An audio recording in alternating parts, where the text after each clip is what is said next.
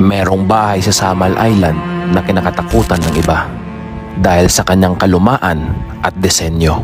Ano nga ba ang lugar na ito? Bakit ito tinatawag na Moncado White House? Ang Moncado White House ay nakatayo sa tuktok ng isla ng Samal, Davao del Norte, na matatanaw mo ang buong Davao City dahil nakaharap lang ito. Itinayo ito ni Dr. Hilario Moncado, isang leader ng grupong Filipino Crusaders World Army na tinawag na Moncadista. Noong World War II, ang isla ng Samal ay kilalang isla ng Moncadista. Ang mga tagasunod ni Moncado ay kilala na tanging hilaw ang kinakain, walang isda at karne. Ang mga lalaking membro ay may mataas na buhok at balbas.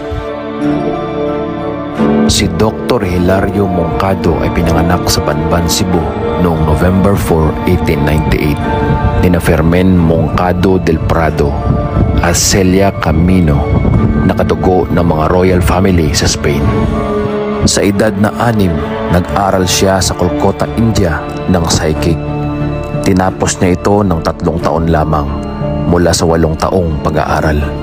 Noong 1914, pumunta siya sa Amerika para tuparin ang kanyang pananaw na gawing bahagi ang Pilipinas ng Amerika. Noong 1917 World War I, voluntaryo siyang pumunta sa France para lumaban sa sundalong Aliman.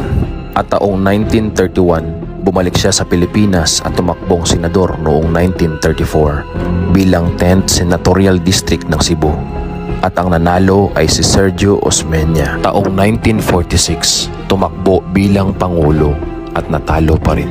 Hindi man pinalad sa Senado at Pangulo, nahalal naman siya bilang delegado ng Constitutional Convention 1934 para magbalangkas ng isang bagong saligang batas ng Pilipinas. At noong 1973, binago ni dating Pangulong Ferdinand Marcos Sr. ang saligang batas ng Pilipinas, 1 taon pagkatapos magdeklara ng martial law.